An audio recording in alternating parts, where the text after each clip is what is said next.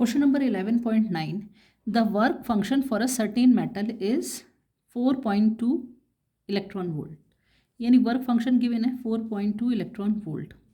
Will this metal give photoelectric emission for incident radiation of wavelength? और incident wavelength का जो radiation है वो 330 नैनोमीटर है, यानी 330 इंटू 10 की पावर -9 मीटर.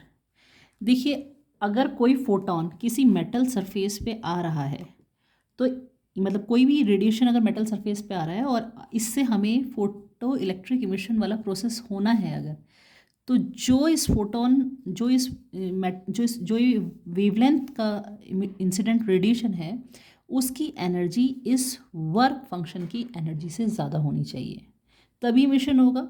उससे पहले इमिशन नहीं हो सकता. तो इस जो रेडिएशन है उससे एसोसिएटेड जो एक फोटोन की एनर्जी है वो कितनी है, एनर्जी कितनी है, hc/λ, यानी 6.63 इंटू 10⁻⁻34 इंटू 3 इंटू 10⁸, और लैम्डा की वैल्यू है 330 इंटू 10⁻⁹.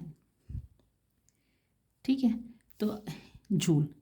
और अगर हम इसे इलेक्ट्रॉन वोल्ट में कन्वर्ट करना चाहें तो 6.63 into 10⁻⁻34 into 3 into 10⁸, 330 into 10⁻⁹ into 1.6 into 10⁻⁻19 electron volt.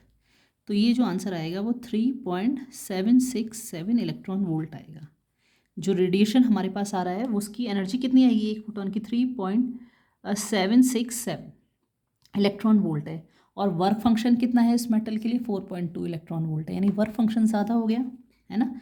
Work function ज़्यादा हो गया और इंसिडेंट रेडिएशन की फोटोन की एनर्जी क्या हो गई, कम हो गई है. तो इसका मतलब ये मतलब फोटो इलेक्ट्रिक इमिशन का प्रोसेस इनिशिएट नहीं होगा, यानी फोटो इलेक्ट्रिक इमिशन नहीं होगा.